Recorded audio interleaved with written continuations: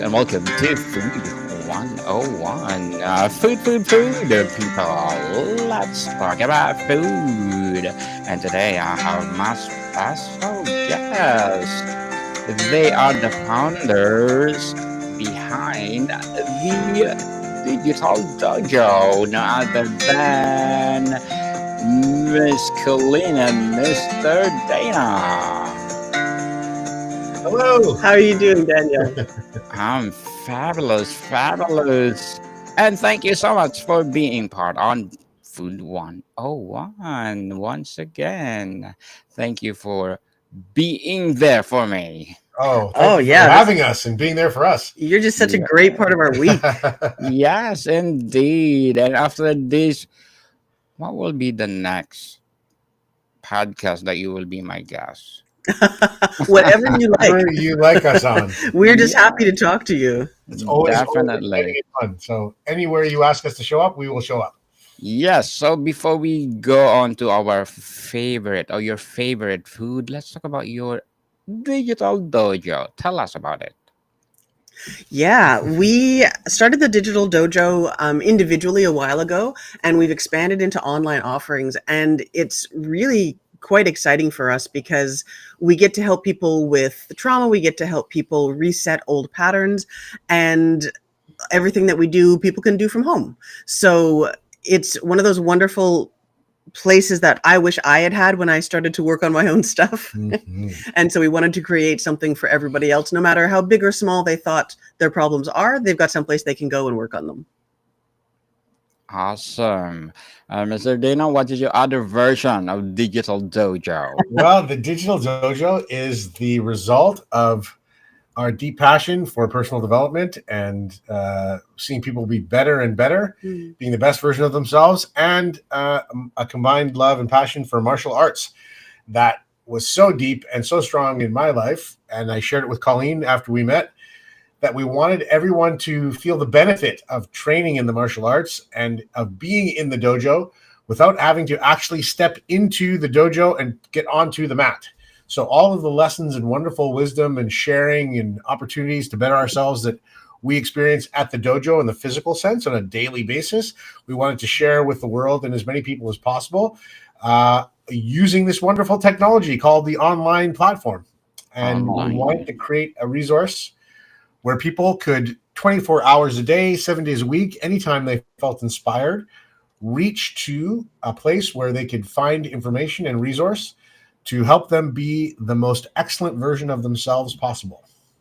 Yes, and thank you so much for sharing the Digital Dojo to the world.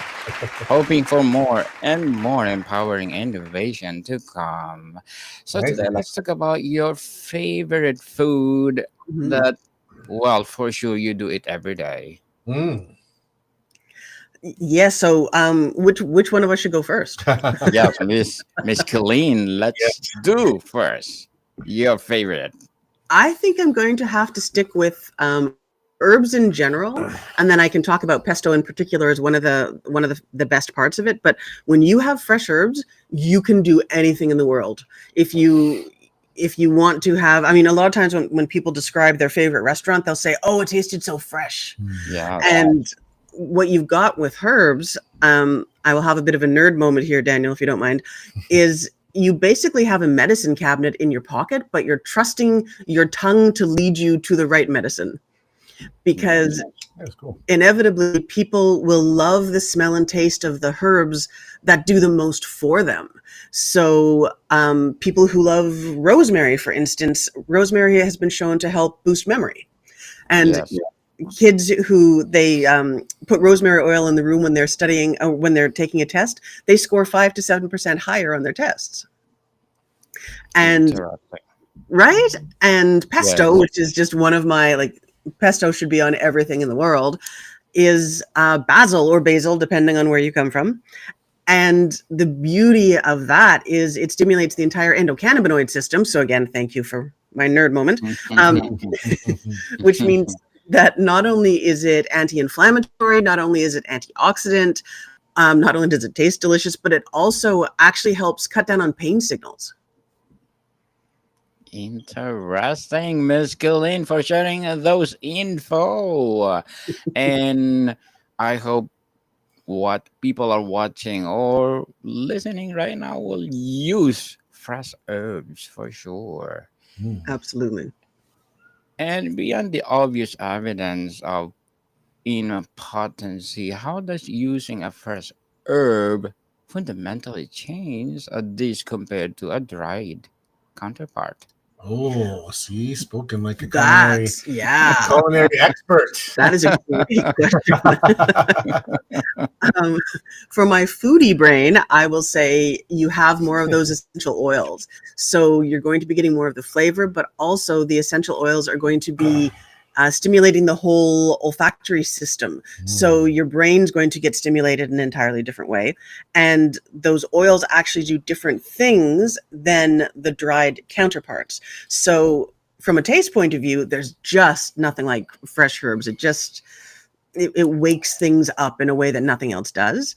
And there's a reason why when you look at something like pesto, which is Italian, but then you take a similar thing, basically blend the heck out of herbs, go to Argentina, they make a chimichurri. So again, just a whole bunch of fresh herbs with some oil, throw in some vinegar, and people go nuts after it because it wakes everything up. And if it's the middle of winter, if you can't afford to pay $75 for a package of whatever at the grocery store, Yes, for for sure, sure.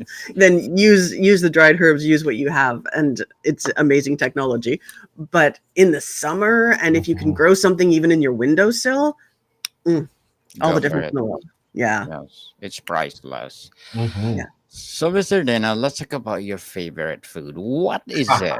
Your favorite food? My favorite food is a dish that I grew up eating very regularly and still look forward to this day, called brown stewed chicken. And it's a very simple recipe. Colleen actually would know more about the preparing side. I'm more of an expert on the consuming side. Yes, go Um, ahead. but it was a manner in which people, in the Caribbean, where oftentimes, there wasn't a abundant supply of food. You had to use what you could have available. You had to make it last a long time. You had to make it taste good and be nourishing. And the method of brown stewing was like a slow cook process for chicken that basically could make any part of the chicken taste good.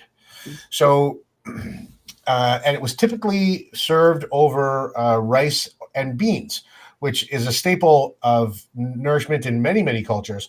But the simplicity of the dish came from the necessity to make basically anything that you had from the chicken taste good and be edible, and to last a long time, because in the heat, food spoils very quickly. And it has a deep brown sugar and molasses flavor, which I can taste right now on my tongue as I talk about it.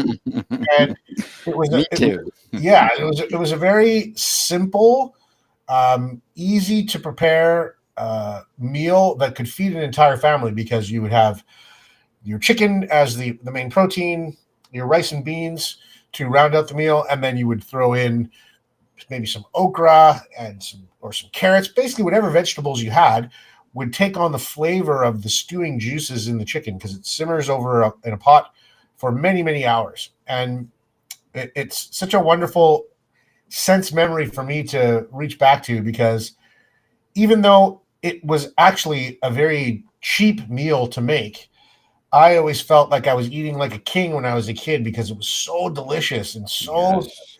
flavorful, and it smelled so fantastic as it would be prepared by my mom or one of my aunties.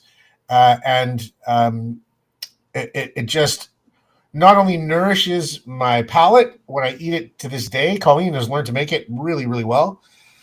I help. I chop things and follow directions of the master chef. I'm the sous chef, but it nourishes me on every level when I eat it, because it makes me feel At satisfied, home.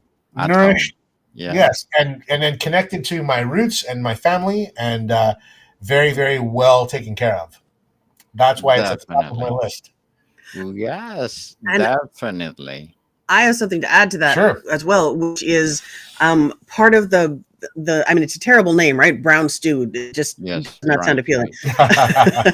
Um, but the sauce is this deep, deep, deep, rich brown from browning sauce. And if you want to make browning sauce, you cook sugar and water until it burns, and Yes. then you use just a teaspoon or two of that. So I think it was a way where somebody burned some sugar one day and they thought, okay, I'm not going to throw this away. What can I do? How can I find a way to reuse this? And it turned into this amazing thing. Mhm. Amazing indeed. So, Miss Colleen, do you marinate the chicken before you cook it?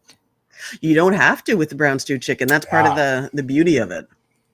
Awesome. So, what are the main spices that you put or main ingredients? Yeah, as long as you've got a ton of thyme, so fresh thyme again if you've got it, and if not, you can put powdered or dried in there. And the browning sauce is the main thing. You can actually buy browning sauce in the store now if you want to. You might have to go to a Nice. larger store, but they've got it at the large stores here anyway. And or you can just burn up some sugar at home. And that's how I was so authentic. I was so proud of myself when I first made it. And I made the brownie sauce. I cooked the sugar, it took me an hour. And then I talked to Dana's mom because I was so excited. And I Yes. said, how long does it take you to make brownie sauce? And she pulls a bottle out of the fridge and goes, I don't know. I go to Superstore. she spent so much time making it from scratch as a kid. I think she enjoys the luxury of just pouring it out of a bottle now. Yeah. Yes.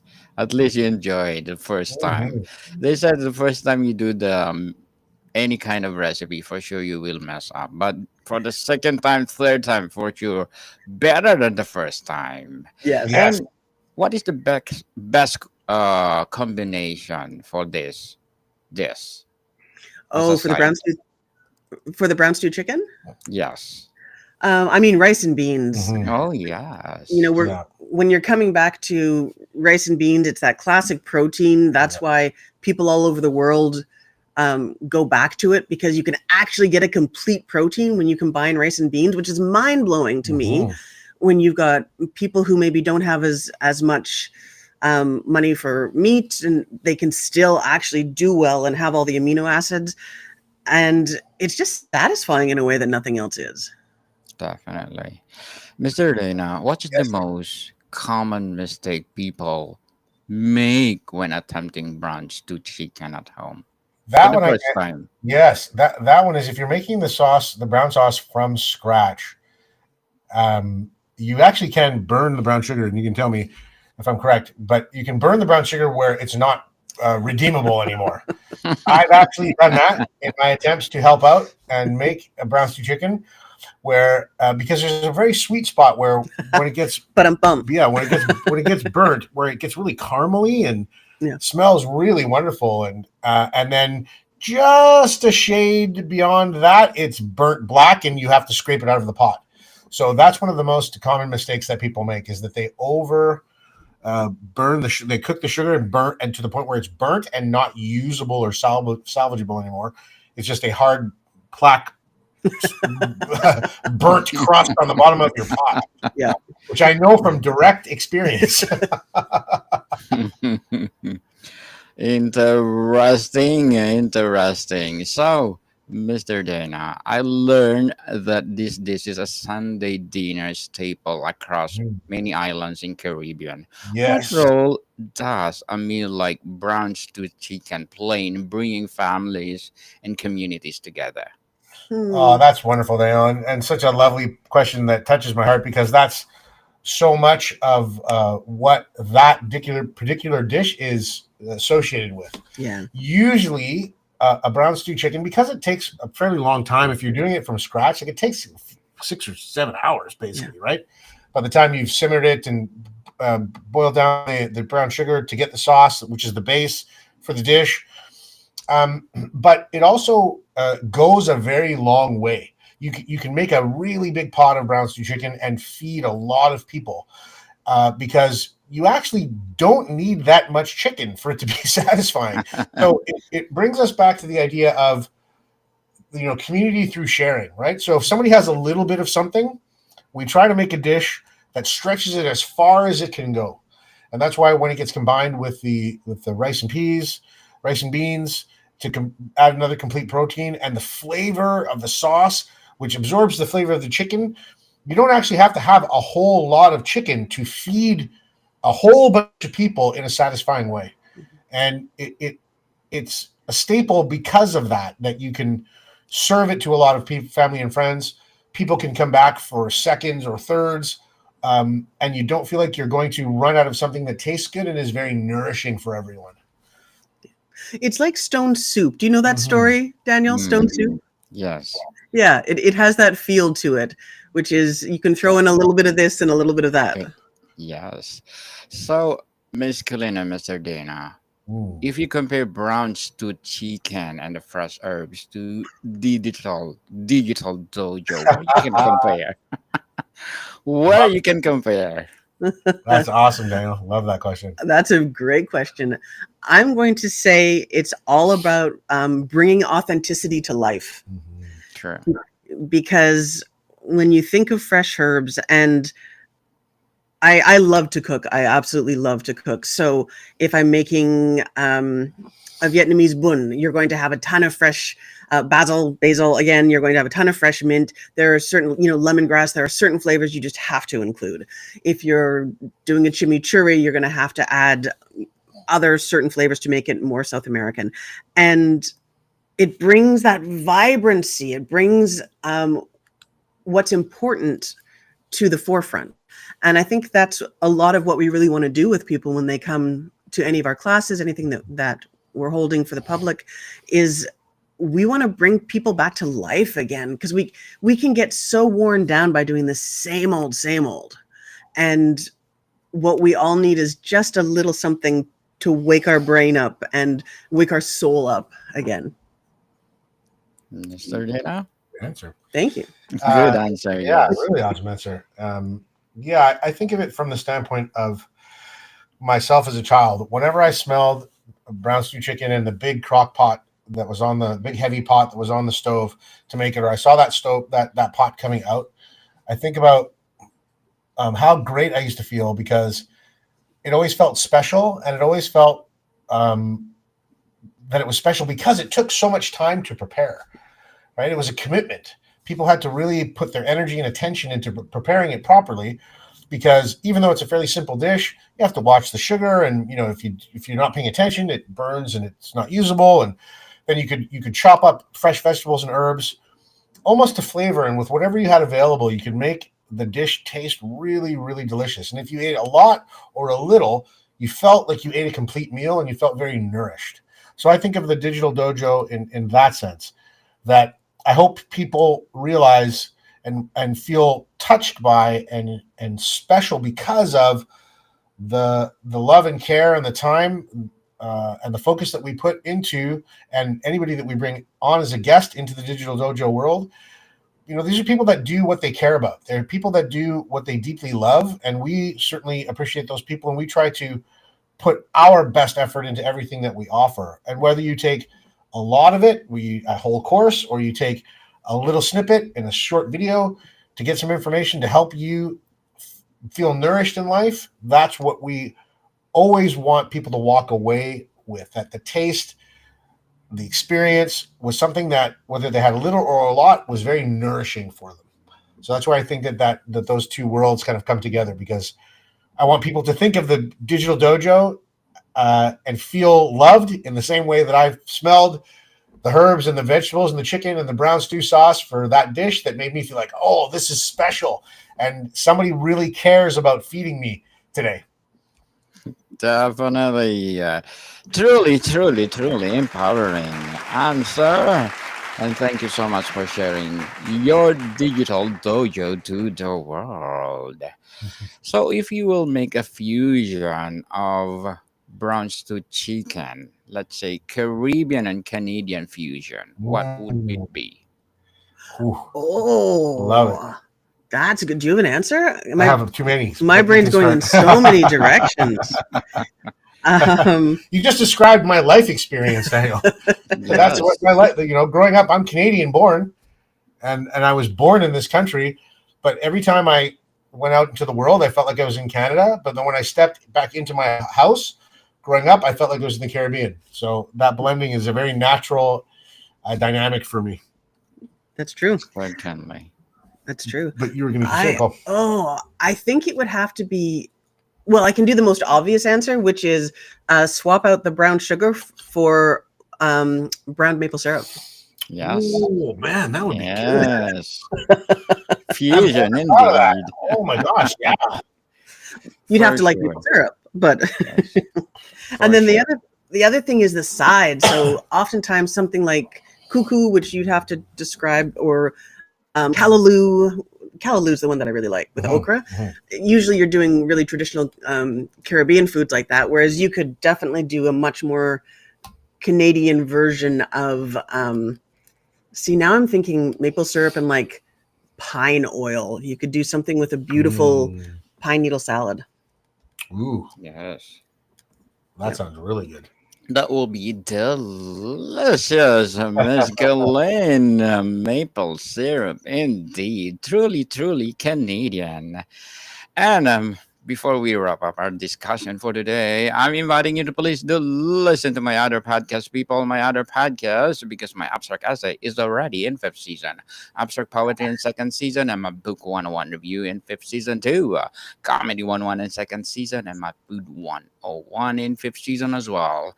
Geography 101 in fourth season, and my baby podcast Law 101 and Mental Health 101 Love Letters in third season, and Movie 101 Review and Music 101 in fourth season, and Science 101 and Sex 101 in its first season. Please listen to them wherever you listen your podcasts. So, Miss Colleen, first about herbs, if you could only have 3 fresh herbs in your kitchen for the rest of your life, which 3 would you choose and why? Oh, the suffering. Um, it would have to be basil for one of them because it's so powerhouse. What's your guess the other two? I'm. Go ahead, pick it up. What would you guess for me? No, you could go.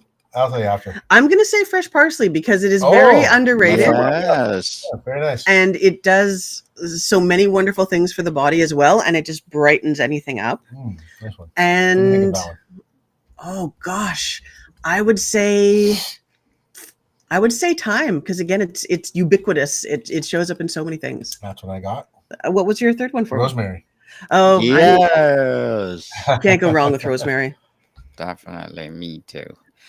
And Mr. Dana, beyond the incredible taste of that dish, what does this dish mean to you personally?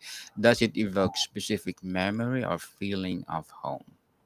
Yes, both. It evokes very specific memories of being at and feeling at home. And whether we're having brown stew chicken in our house or at one of our relatives' homes or our family friends, no matter where that dish was being cooked, it always evoked a real sense of community and I'm home. And Yes. because it was a dish I never ate anywhere else other than amongst my family and our friends and family from the Caribbean. It's a very, very staple dish.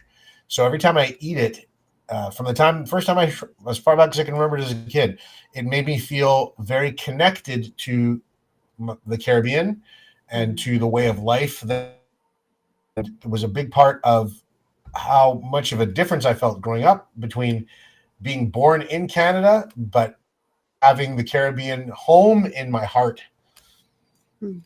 Yes. Yeah, good answer. Indeed. Oh, thank you. Thank you. Great question. Great answer, both of you, and thank you so much for being part on Food 101. And tell us, what are your vision and mission as a digital dojo? Oh yeah, you want to answer that one?